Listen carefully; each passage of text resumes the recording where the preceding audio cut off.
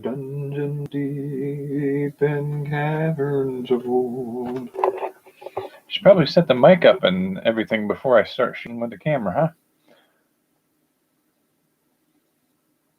Getting a little distracted by the fact that I let time slip past without noticing.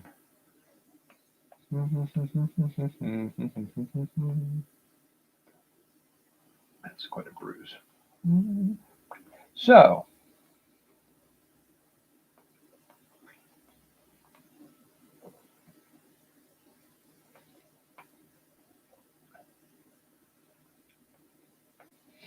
it's probably not the safest thing to do, but I've never had a problem.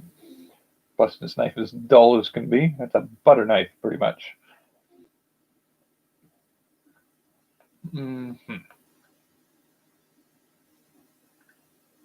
So, I'm brainstorming the sessions going forward with, I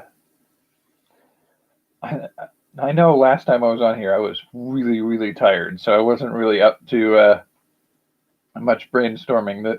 The storms were quiet. But I did sort of get into the idea of building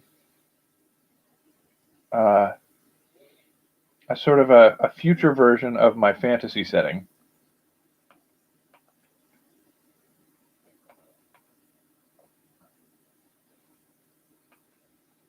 But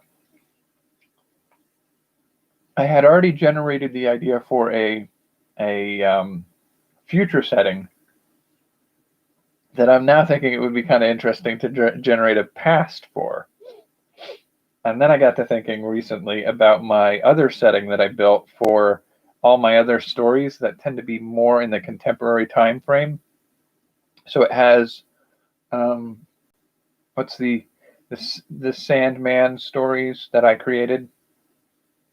It's different than the Neil Gaiman's, and I'll have to figure out how to distinguish that. I call them the Sandman Chronicles, but also has the Goblin's Daughter. So it's that big multiversal universe that I built around a sort of an urban fantasy, modern magic setting. And since that is more of a contemporary fantasy, I guess is the best way to frame it. It's not an urban fantasy so much as like it takes place in our time and ostensibly our world. But it has that sort of Harry Potter-ness to it, in which we take into consideration a universe in which magic exists, not visible to most people in our frame of reference.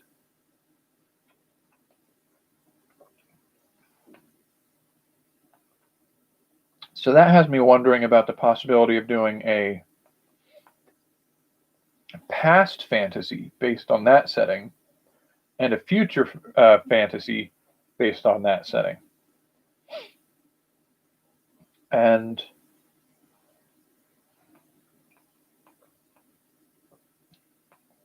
I do feel that given the timeline that I've sort of established that as the middle point on, it can't be the same setting as my fantasy setting because just the backgrounds are too different. So they're not the same thing. So in order to have basically what I'm calling the tier lane setting started out as my Vestiges setting. That was the working title for it. That one is distinctly different enough that it has to have its own future, its own present and future time frame for it. Whereas the Goblin's Daughter setting is distinct enough that it needs its own past and its own future. And that one really sort of spells out some of its past well enough. I think probably I can play a little bit tonight with looking at potential past and future for that one. But my future setting, we might be able to take it back towards contemporary time period. It's a little bit harder to take back into a fantasy setting because I feel like that setting is so close to our own and is really like magic low that it's hard to do a fantasy setting, like a Lord of the Rings kind of story in it where there just isn't magic in the world.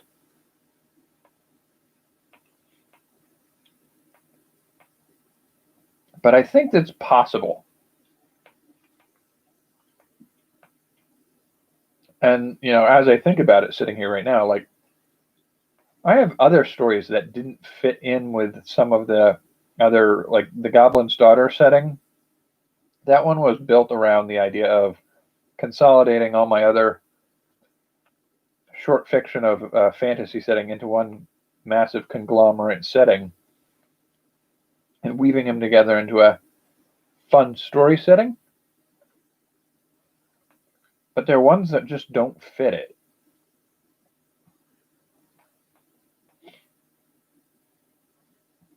And so there are other stories that I maybe could pull into some of that. It would require really delving into what fits where and what the overall meaning of something fitting into some of those. I need to stop eating this. This is one of the juiciest pears I have ever eaten. And it is a mess. It's all over my notes. But it was a good pear. Everybody should have a good pear in their life. All right. Let's hope my hands aren't too sticky after that. Nothing like sticky notes. I'm sure that would be... That was a totally inadvertent pun. It's not sticky notes. There's sticky notes. All right, so thinking about vestiges. I'll just keep using vestiges as a overarching term for the fantasy game playing setting that I'm working on. So we're looking for present time frame,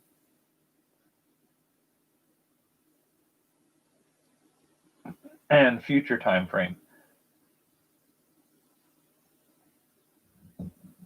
And the hazard for some of this, specifically like the vestiges setting and the Goblin's Daughter setting, I think we had a term for that one. I'm trying to remember. I believe it wasn't the Myriad Realms. It was the Manifold.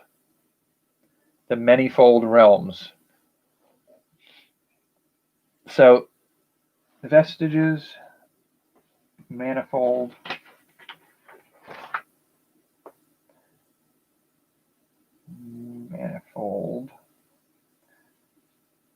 needs to be past and future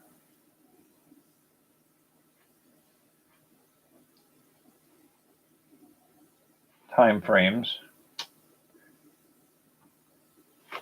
And then my future setting, which I haven't even named yet because I haven't gotten that far with it,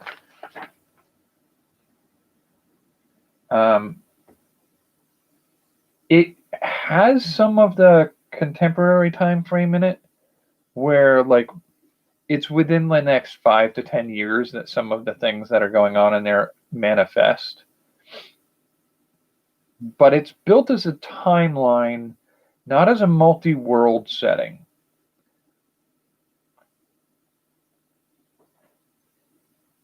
So that one is a little more tricky. I think that one needs to be fleshed out in a lot of ways. So we need a present and past for that. We're bordering on already having the present. We need a past time, but we still need to work on the present and the future time. I mean, it's got a lot of future in it already, but it does sort of stall out. It's very hitched to a specific time of events, like 100-year chunk of time. Whereas with my Vestiges setting, that one you could actually do stories in that setting over millennia of the past, but it doesn't really delve very far into the present or the future of that time period. So I think my green screen's pulling away with the different temperatures of the outside and the inside. It's going to fall down. I think the tape's coming undone. I have to figure out how to do that better. So Vestiges, starting with the structure I built that universe on was one of a central world with 6 overlapping periphery worlds where each of the main 6 races from the central world are the only inhabitants of the peripheral worlds. And then as you go outwards, you have this big mesh of worlds that could run infinitely, where you kind of repeat the pattern. So you have the middle world, the world with dwarves, say, and then on the other side of the world with dwarves, you have dwarves interacting with, say, goblins instead of elves and other races. So you add a new one on the other side. So it's sort of like there is no home universe. It's you can build a chain of, elves, dwarves, gnomes, humans. Let's just say those 3 were the 3 we're playing with right now. So elves, dwarves, and gnomes with humans on top, so 4.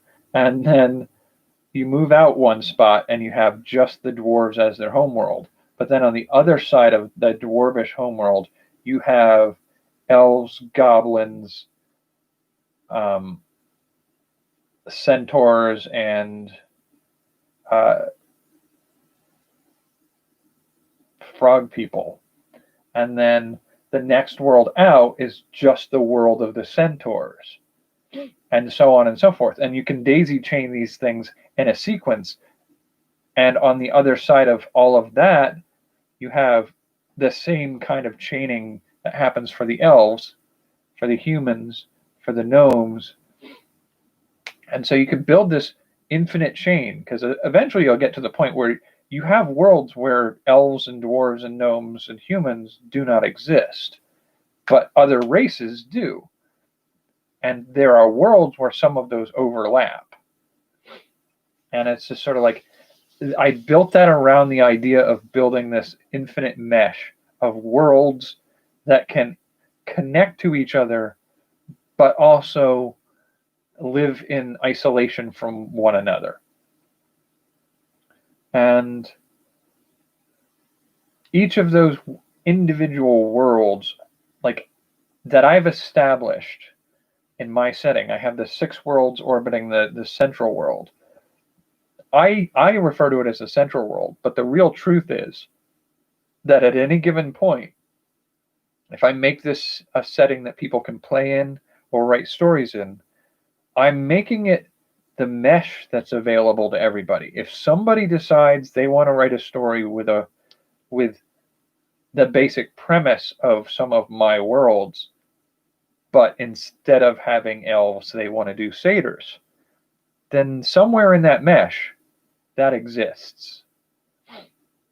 And they can have one of those worlds that does that, has those changes to play in, but use some of the story elements and the events that have happened in some of my other stories or game pieces that I've designed for this setting. So if I'm going to be writing a present time frame and a future time frame, I'm going to have to be taking into account that greater mesh and the events I have set around my central world, and then the orbital worlds around it.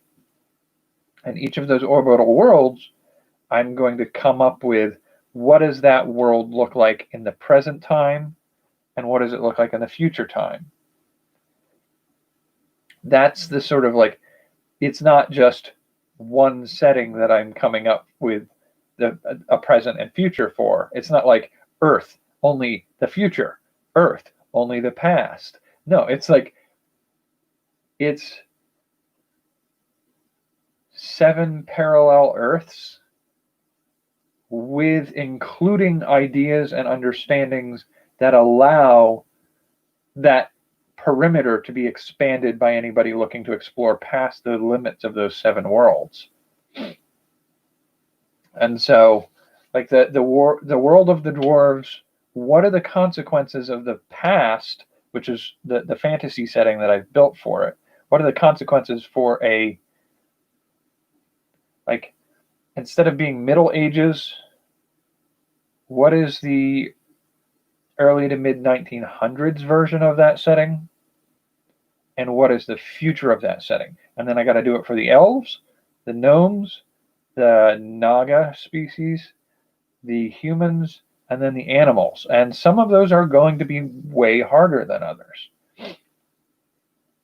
And part of that is, I think I mentioned last time, the idea of taking the animal setting and trying to do a contemporary and a future setting for that.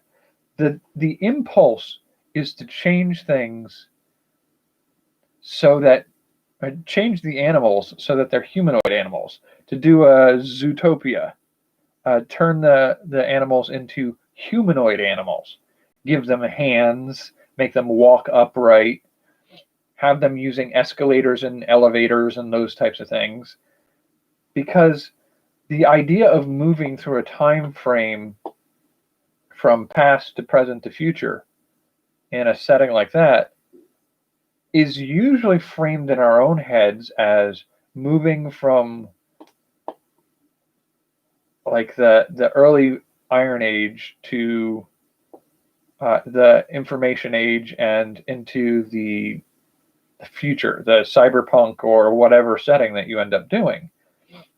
And so the question of what do these worlds look like at different times gets harder when you're dealing with animals that are not a technological species. So, like, what does the future of a world with wolves and bears look like? How is that setting future-wise? Like, bears and wolves on spaceships? I mean, what are they doing? Like, how does that evolve past those animal limitations? So that's one of the hard ones there. And some of the other hard things about doing a present and future time for some of the other settings. One, the central setting is one of floating islands within a cloud with no land underneath of them. They're just floating there. And that's decidedly magical. And it's hard to do a contemporary setting and a future setting that feels future-wise. Like, it's not impossible. Like, you can do a Star Wars Cloud City from Empire Strikes Back as the basis of what you're using for the setting in the far future in the central setting.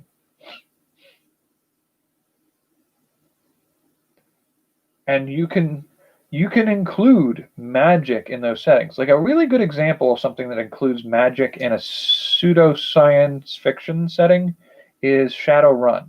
Shadowrun is a setting for role-playing games that has basically taken the idea of cyberpunk and set it in a world in which something happened a few decades ago that caused people to change. And some of those people developed traits of dwarves and elves and trolls. And so now the world has those creatures back in it, and there's magic back in the world. And so it's possible to do that. I don't know how I feel about, I mean, I guess it's okay. And I'll have to really think on that a little bit more, because individual settings are definitely going to need to be examined individually about how they explore that relationship with technology and timelines. Because the setting for the gnomes and the settings for the Medusa characters aren't the same setting. Well, it's the same setting, they're not the same world. And so they're going to experience things differently based on where they start and where the timeline takes them. And they're also roughly going to have to take into calculation the fact that as we build those future worlds, the present and future of those worlds are different enough because of the foundations from where they start. The Medusa world is a world of parthenogenically reproducing Medusas. So their past is all female. During the course of the storyline being told in the Vestiges fantasy setting that I constructed, certain events may precipitate a change to some of that, because there's world hopping. You're going to have people moving between worlds. And if that happens, you have the chance of breaking that female dominant isolation. And what does that look like? How do we look at that going forward? My impulse is not to do the savior male comes in to save the female world. But the added complication of, oh, this is a drastic change for the culture and the people involved to suddenly reintroduce a whole part of the world that they're not used to or comfortable with. I feel like we're sort of doing a flip of the DC Comics Wonder Woman aspect, where instead of an isolated island in the middle of nowhere that is Themyscira where only women can live, you have a whole world that's only women, and suddenly in a single location you have this sort of isolated location in which some of that is being changed or diversified. And what does that mean for dealing with that consequence? And that's a workable place to end up, exploring the future of that world. That's something we have to take into account, because in the story that's originally going through the setting of the 7 worlds that I'm working with, events are going to happen that break down the separations and change the events and the structure of the worlds as they go. So the world of the Elves is the one that has had its apocalypse, and it's a world in decline. They were raiding other worlds, and they took into their world people or creatures from other worlds. And in the process of doing this, they enabled an entity to break loose and take over people. And so they're having their zombie apocalypse. And in the setting, it's pretty much destroyed all of their world. There's not much left of the elvish civilization. There are little pockets here and there of maybe existing elves that remain, but they have mostly been wiped out. The rest of the population on that setting is either the zombies or the changelings, the beings they've abducted as children from other worlds. So that setting, when you start and play in it in the Vestiges setting, already has that going for it. Now, what does a world look like that's been in apocalypse for 200, 300 years, are we finding our way back out of that? Is it elves are reemerging in that world, or are the elves gone? Just full on gone. And it's other races. Good Lord, I just lost a bunch of paper on the floor. Is it other races that are now inhabiting that world? Something drastically has changed about it. And that needs to be understood about where that timeline is going. If we're going to do a contemporary time period in that setting, or a future setting in that world. The human world is a little bit easier because it's really just a fantasy setting with superhero themes.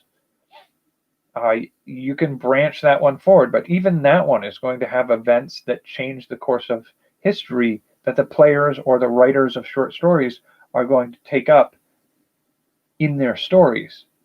And you have to kind of figure out what the implications of those worlds advancing for a few hundred years would look like. Because each of those worlds, they're built around a flavor. And they're built around a story element that it's like a character trait. So if you consider each of the worlds a character, which in all technicality, they technically are, because each of those worlds is one of the first mothers in the central setting. But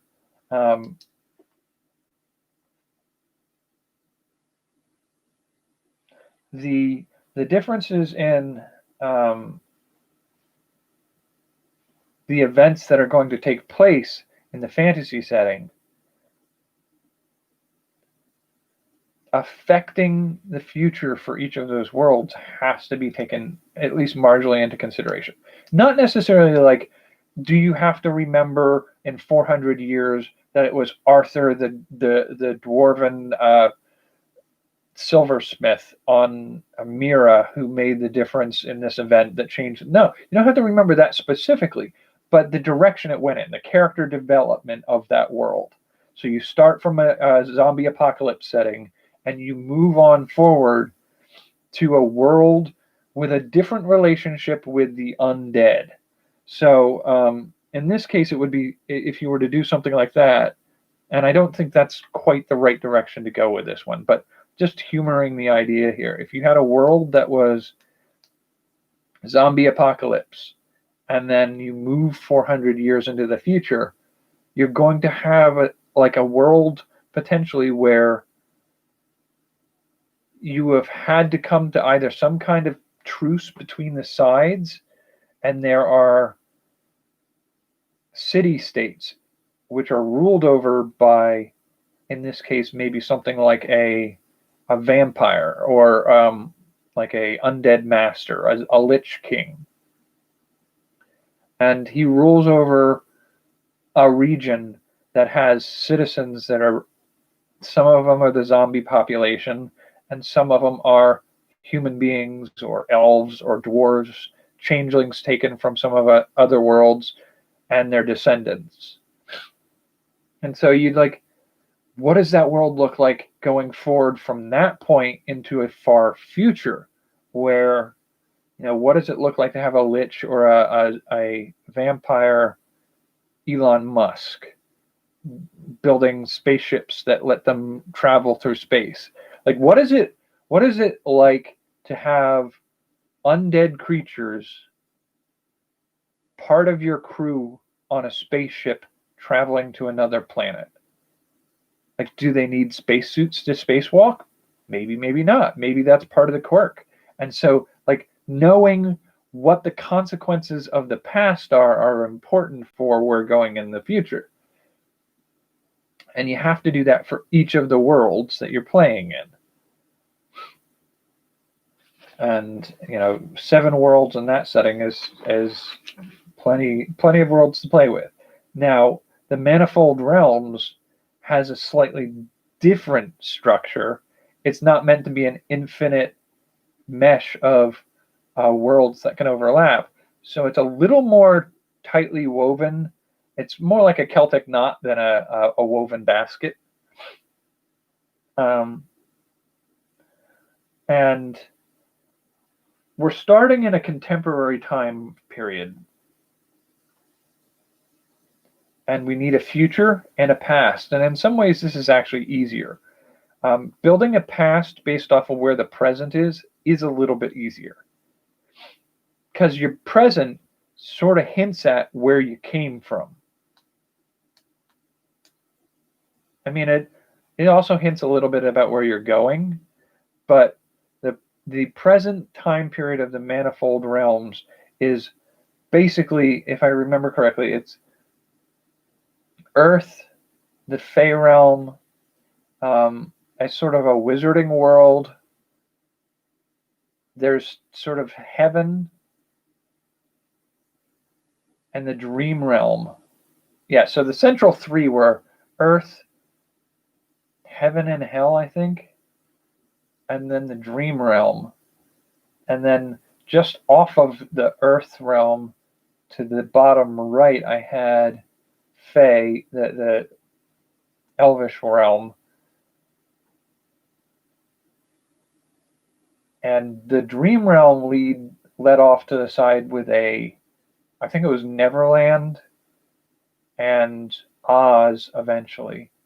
The top part had the Kingdom of the Gods and the spirit realm, where the spirits of the deceased could live separate from like the souls, like a little more of the shamanistic where the souls go, not so much heaven and hell. That has story elements that lead it off to a separate side. And then off to the side of heaven and hell was the Eden-like setting with a little bit of other mythological connections that led and connected to the world from which wizards, I guess, came from. And so the whole thing formed like a three-lobed Celtic knot with a circle running around the outside with connecting fortresses between them. And that one's structured pretty tightly to be consistently. You can imagine it as one solar system with worlds in it that you could travel to, but it's done in a contemporary time period, and instead of science technology, it's strung together through mysticism and magic. And so having that mysticism and magic be an element of that setting, it does trip me up a little bit when I think about doing a future. But like I said, Shadowrun does that one fairly okay.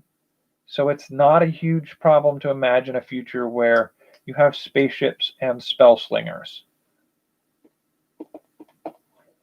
Going to the past is also not super impossible to do, because you can look at like, okay, so if you have the world of fairies and elves and whatnot,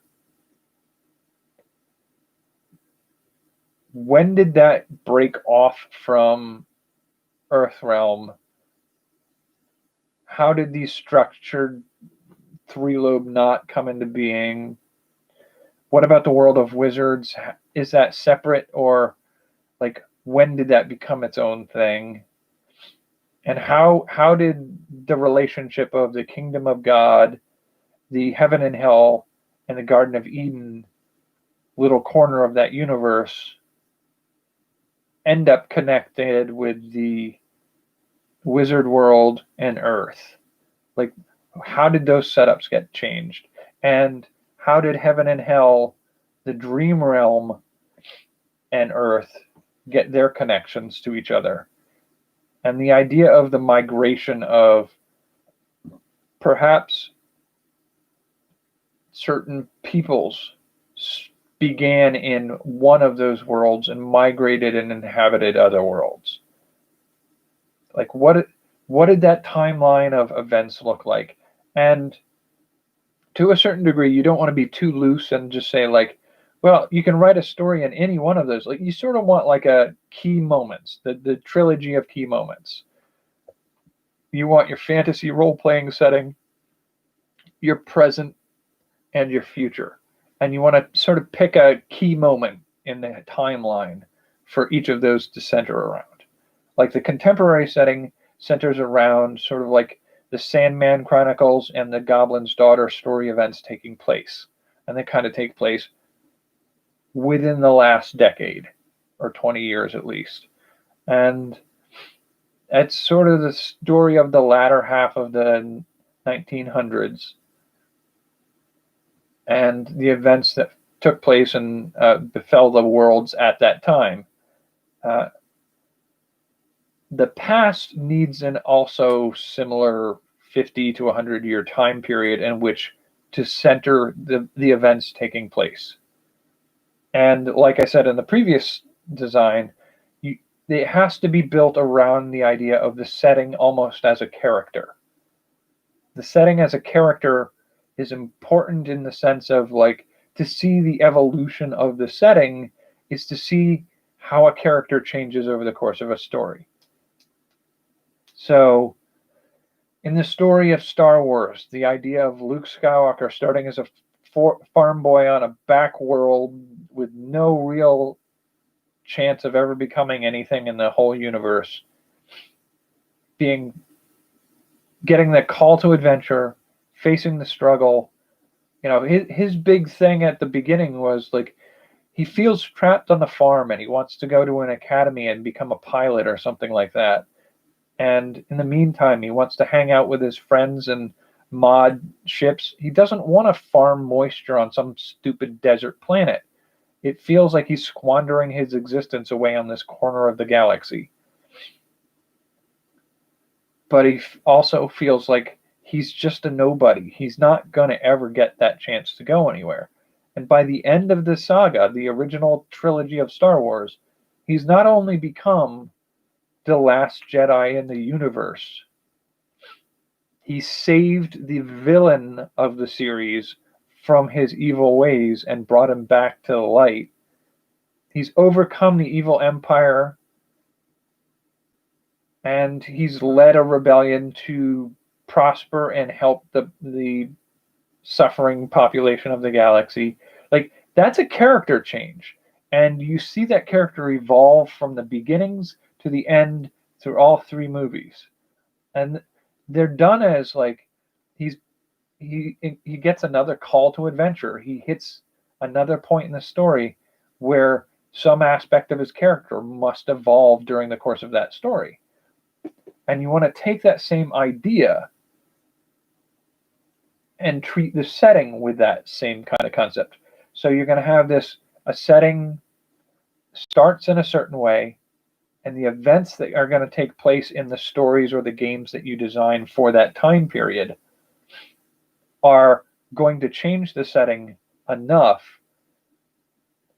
that it's going to set in motion the things that make it set up the next time it does a series. So past version of the setting will change the setting enough by its end that the contemporary setting starts off at a point that it can only have gotten to because of the ending of the past timeline. And the contemporary timeline starts at a point and then ends at a point where it's grown from where it was. But where it ends, the contemporary setting sets up where we're going to start the future setting in the future. So there's still kind of like you have to make it a beginning, middle, end of the evolution of the setting as a character. But this one's a little easier because it's less open. It's less infinite. So setting up the past, setting up the contemporary time frame, and the future is a little bit easier because the past already implies, because the starting of the contemporary time period also already implies where we're going to end up from in the past. I don't know if I made that clear or made that more cloudy.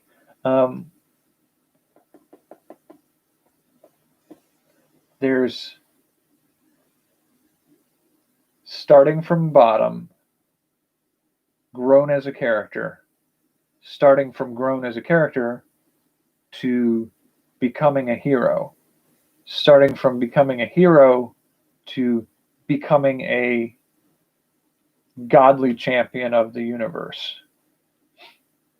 And so if you already built your setting around starting as a hero, you already have the end point of starting from nothing and becoming a hero. So it's a little bit easier to see how that's made it to where it is.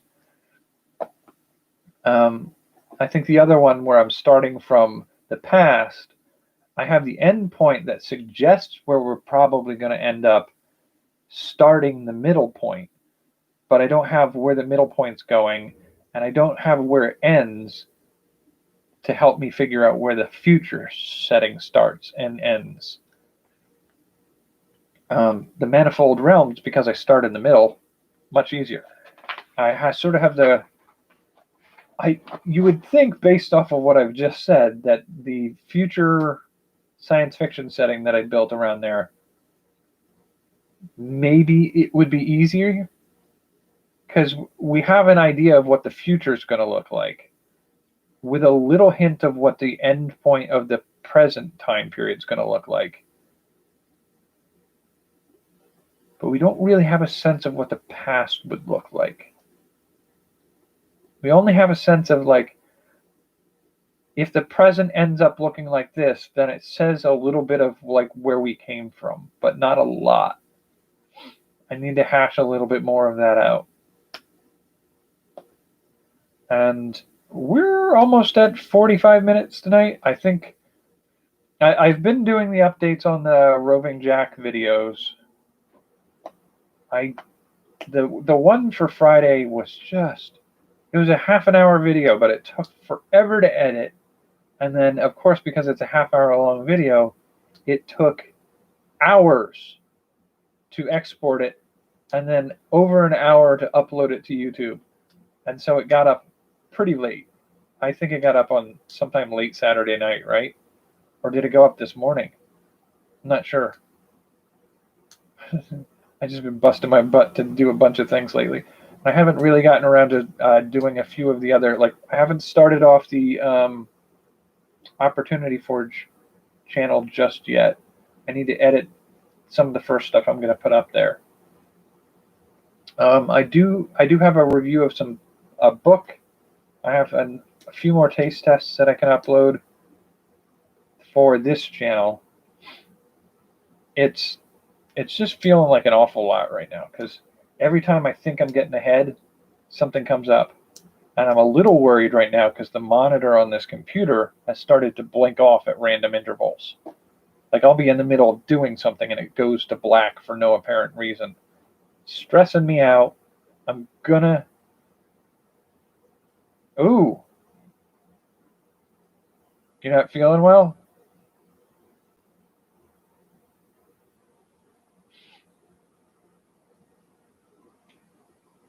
Oh, I've been confirmed to have the antibodies for it. I've had it. I got a blood test done through my doctor. They can test for antibodies to test whether you've had a past infection. They can test you if you currently have it. They should be able to tell you. I have a friend who got it, and his only symptom was feeling a little crummy one day and then losing taste and smell. He didn't really get particularly sick, but he still doesn't have taste and smell. And that's been over a month for him. So I think it's been, I think almost, it was a week or so after Thanksgiving, he got his confirmed diagnosis of having it. And here we are, January, and he still doesn't, he's not 100%, but he's got some of it back.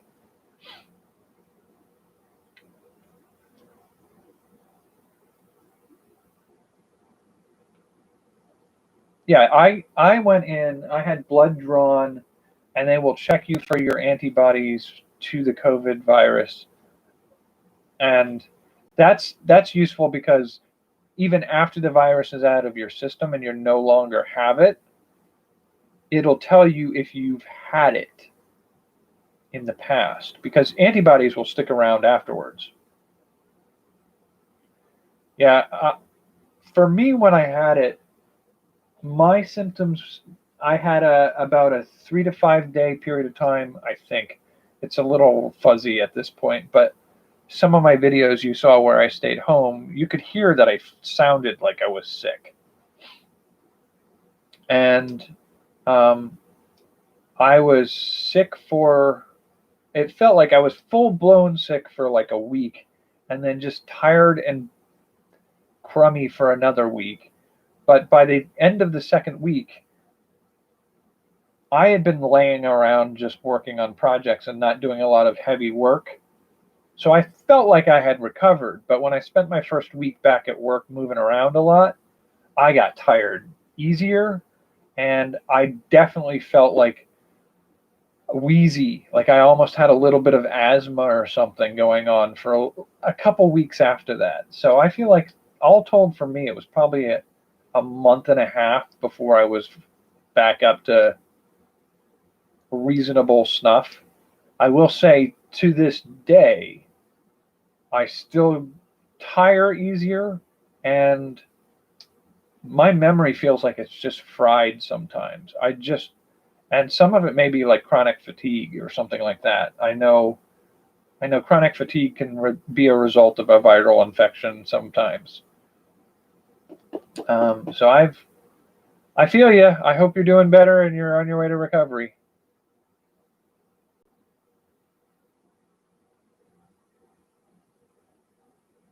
No, I didn't really get. I didn't get any acid upset, but I mean, if you've gone, I would talk with your doctor and have them listen to your digestive system, your breathing, and your heart.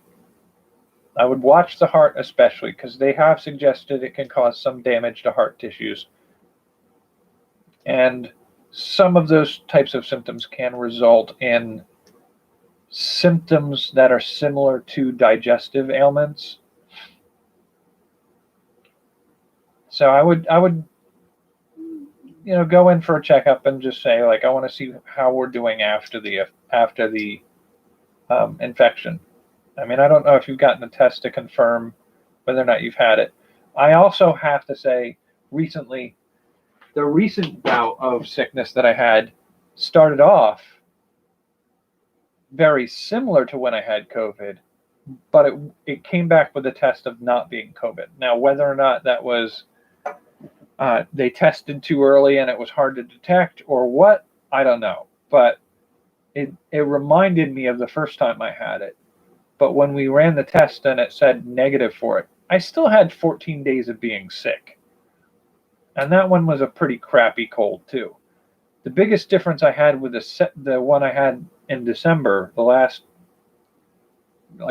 week before the last week of December, that illness, that was 14 days pretty much straight of feeling like crap. And the first 5 days reminded me of COVID. But the second 7 days, it moved into my head. And so I had a runny nose for like a day and a half to 2 days. And I just got so tired of blowing my nose all day long. And then I lost hearing in my ears because my ears got too stopped up to hear out of. So when that one migrated over to my head cold, I knew, like, this isn't a set of symptoms that COVID is supposed to have. So I don't think this round is COVID. But it started off reminding me an awful lot of it. So, I mean, if you haven't been tested and you don't know for certain, you might want to get checked for your blood work after you've recovered. I think they're saying 14 days, 10 to 14 days is what it should take you to get it out of your system.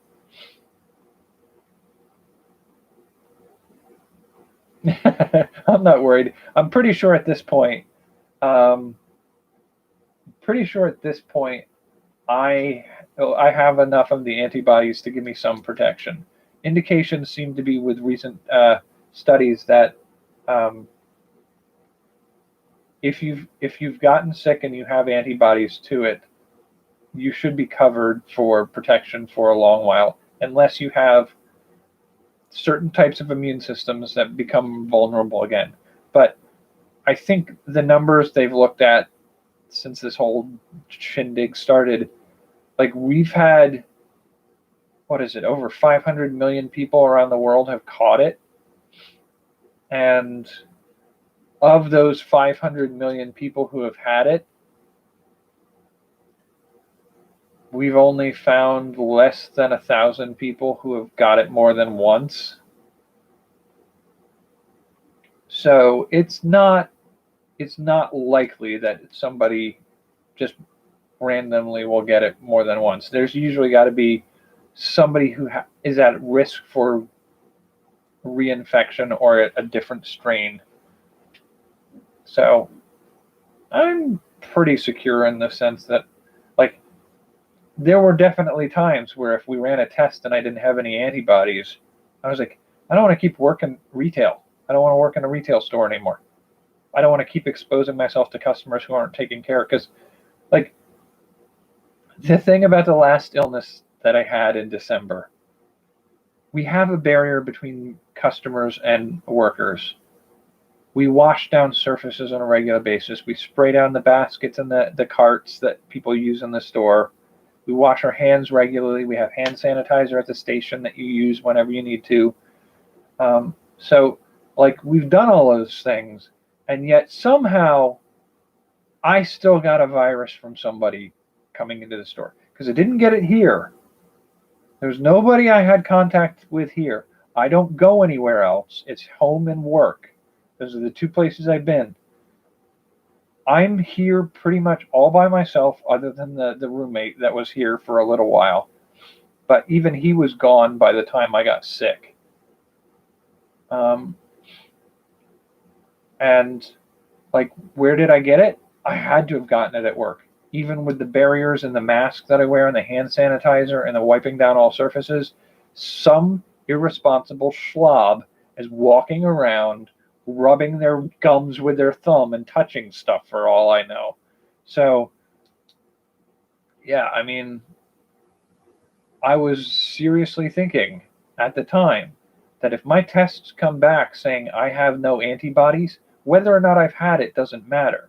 If I've had it and I don't have any antibodies left, I'm not going to keep working in an environment where I'm exposed to the viruses by people. But indications are that I've already had this one, so we're back down for me to the likelihood of just being at risk for regular viral infections, flu, cold, and there's just I can get a flu vaccine for flu seasons, and other than that, not much I can do about it. I will eventually. I'm hoping at some point this year I will quit my current retail jobs to see if I can work on some of my other projects myself. I'm saving up enough to give myself a few months of doing nothing but my projects. That's my hope anyway. I'll probably run back into retail by the end of the year, but for the current time period, I'm hoping that I'll be able to just be not at risk for a little while, able to do a job enough to build up more of my savings to give me time to do, like, I want to release some card games and tabletop games by the end of the year, maybe a computer game by the end of the year, maybe a book or some short stories, and have some of my friends play testing some of my tabletop role-playing games. Play around a little bit with some of the t-shirt and clothing designs that I came up with before. I have to rebuild a lot of them because I lost a lot of that stuff in the computer crashes. But I'd like to think that by the end of the year, I will have at least 5 of the things that we came up with in 2019 as saleable products online. Now, that's not going to generate full-time income for me, but I will be able to devote the time to getting them off the ground so that I can go back and do a little more seasonal work in the winter, as we move into the fall and winter of this year. And from that point on, be able to maybe seasonally work for a season or two each year, and then jump over to doing my own projects to generate income to keep me afloat in between. That's the hope. I hope you're feeling better, and I hope you recover. I know I had a friend who, I've seen different levels of people get this. I know of at least a couple people who have died, which is disconcerting. I know one of my friends who has a chronic health problem. She got sick, and it was months of problems for her. For me, it was the majority of my illness came and went for the first 2 weeks. And I have some lingering after effects, but nothing super bad. My friend and former housemate from years ago, he got it. He really didn't seem to get much of any symptoms at all, other than the loss of taste and smell. And he's kind of recouping some of that stuff. So, I mean, hopefully, if you're in the right category of events, you'll be up and running in a week or so, and not having too many lagging effects from the experience. And maybe at that point you will also be immune to any future ramifications of the virus.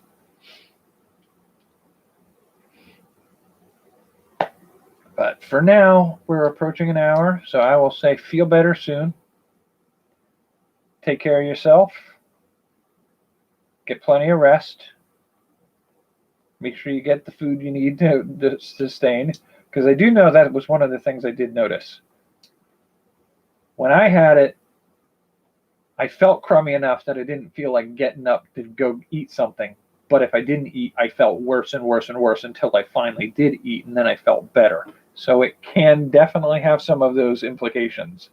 I would say make sure you eat regularly. Keep your energy up with some food. I mean, you're going to feel tired no matter what you do, but hopefully you recover pretty well. For now, I will catch you. It is Sunday, right?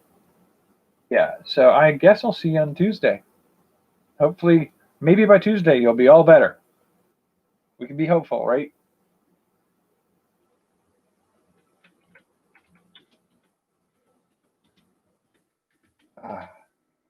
Maybe I'll actually get some of my projects done in the meantime.